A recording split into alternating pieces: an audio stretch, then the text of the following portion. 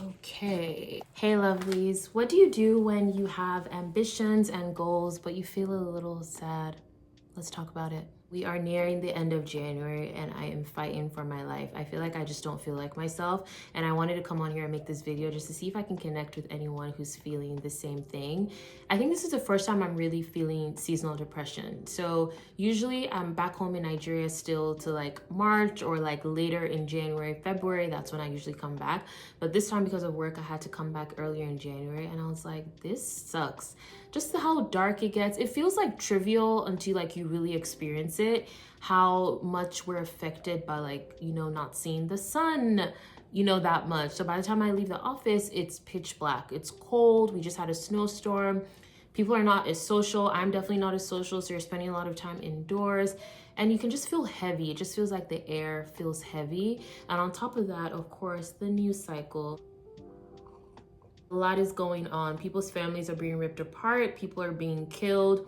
Just like the horrible things we have to see that's happening in our world, in our country on a day-to-day basis takes a toll on us emotionally. It's definitely taking a toll on me emotionally. I think a lot of times I realize that something that usually keeps me optimistic is feeling hopeful. I realize the absence of hope is a bad thing. We need to feel hopeful as human beings. I definitely do. And I think last year I was super hopeful. I think things for the most part were going well. Like I wouldn't say I had huge wins, but I was seeing positive growth in like some of the areas that I had goals in. And I was just feeling in general, like my mindset was pretty stable and I was feeling hopeful and I was like happy, I will say. And so starting this year feeling like how I'm feeling now has just been a stark difference based on how I felt last year. It's like, how do you regulate yourself, right? Because I feel like there's always going to be things happening in the world. We're always going to have to deal with our emotions and feelings externally, internally, like things are always going to be happening. And I'm trying to be like, okay, well, I still have goals that I want to accomplish. So how do I regulate myself where I'm still taking care of myself, but I am able to push through these feelings that I have? Because it's really easy to just want to crawl into a hole and be like, don't talk to me. I don't want to do anything. Why am I doing all of this? It doesn't matter. That's a question I've been asking myself. Like a lot of things I'm chasing doesn't matter. Making a YouTube video doesn't matter when people are suffering. So it's like, how do you protect your mindset and keep going despite the realities of your day-to-day? I realized how hope is such an important feeling to have. I think you have to feel hopeful. And I think that's what I've been missing the last couple of weeks.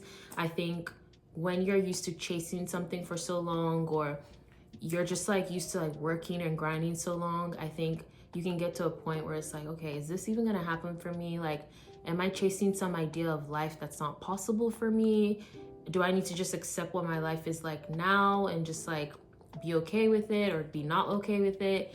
And I think that's where I'm falling into, or where I find myself right now, is like I feel not very hopeful. I don't like that. I hate that for me. I think anyone who knows me would describe me as someone who's always very encouraging, always telling people to go for things, always being like, you can do it, why not you, and all those things. So for me to be in this position where I'm the one who's like, I don't think I can do it, or I don't think it's possible, or I don't think this is gonna happen for me, it's really weird. So I just feel very disoriented heading into 2026. I feel like I'm on shaky ground. I feel like I don't really know who I am or what I want this year to be for me, and I don't like this feeling. Let me just share what I'm doing to try and get ahead of this and like just make a plan to try to feel like myself. And I'm gonna try and document this and share this on YouTube. I'm gonna commit to posting one video a week on YouTube, no matter what I feel like, no matter what my feelings are. So please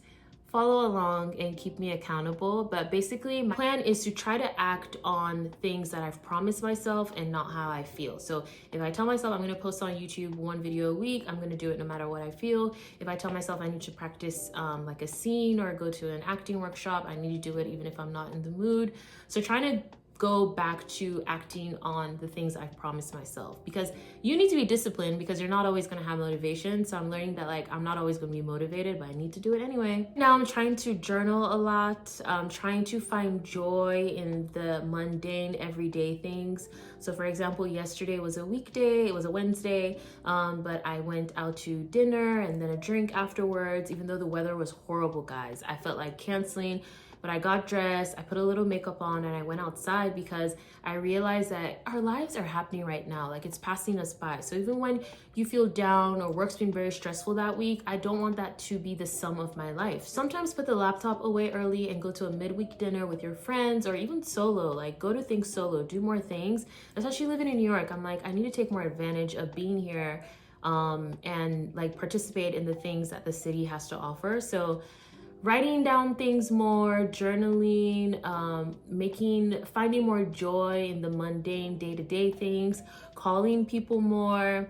If you're watching this and you have someone that every time you talk to them, they make you laugh, or you just get off the phone and you feel better, you feel like you've been listened to, or like they took your mind off of something, and you just feel great, like being in their presence or like having talked to them on the phone. Try to make it more of a habit to call them. You can like talk on the phone and you just feel better, and they just give you that little boost of energy and like warm sparkle that you need. I can't believe I said warm sparkle. I actually rolled my eyes in my head when I said that, but they just give you that little, warm sparkle that you need. So that's something that I'm doing more of.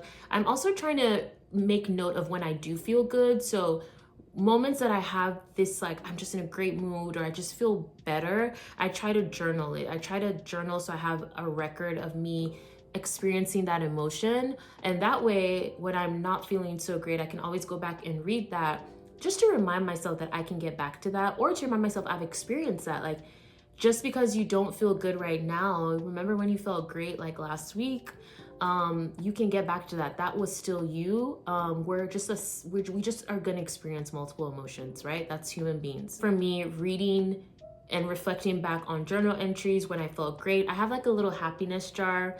I'll show it to you guys. This is my jar of sunshine that I made. And basically this, every time like I have like something that made me happy, a moment, I put it in here. So it could be like, went to the Beyonce concert, called my mom and she made me laugh, or like a compliment I got, just whatever times or memories that I have like that were happy.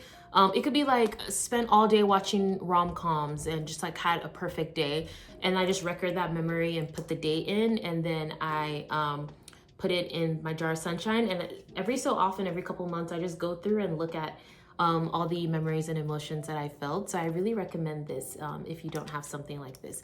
But that's something that you can also do just to try to cheer yourself up. Another thing I do is I'm really patient with myself and kind to myself, especially at the start of the year.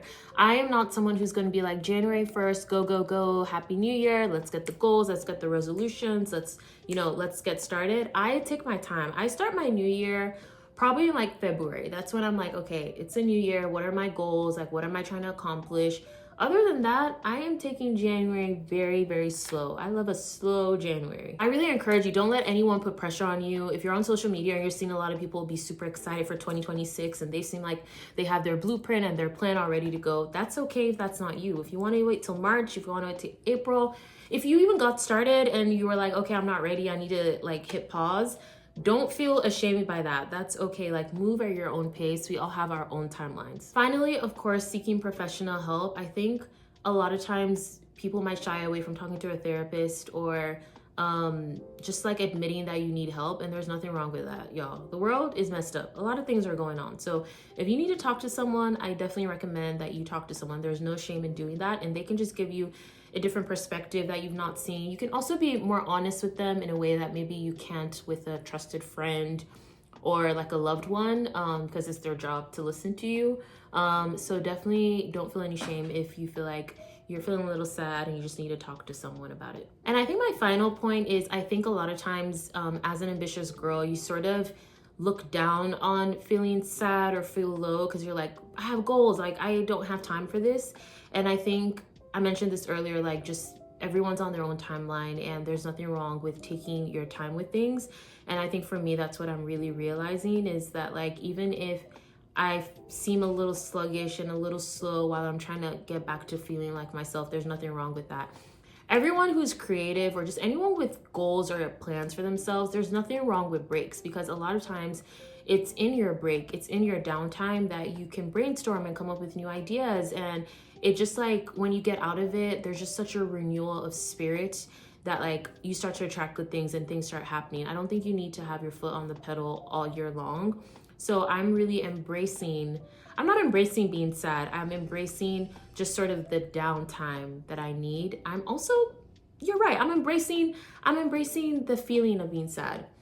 And by that, I don't mean like I'm not trying to not do anything about it. I mean, I'm acknowledging it as a valid feeling and emotion to experience. I'm acknowledging it as there's nothing wrong with me feeling sad. I think we all need to start to process sadness more that way. So yeah, I don't know if that made sense. This is just like an informal chit chat. So I'm still working out my thoughts and feelings, but basically, I know I'm not going to feel this way forever. I know it's always going to be a constant like up and down for me. So I got goals. The goals are still there. I just wanted to come on here and be like, ambitious girlies get sad too. And the goals will always be there. Just always take care of yourself first. So leave a comment below if you need some encouragement or you just want to say hello. I love to say hello back. So comment something. And yeah, I'll be on YouTube every week just sharing my journey as I navigate life as an ambitious girl, just trying to make it through the world. So stick around and say hi if that's your jam. Alrighty, bye lovelies.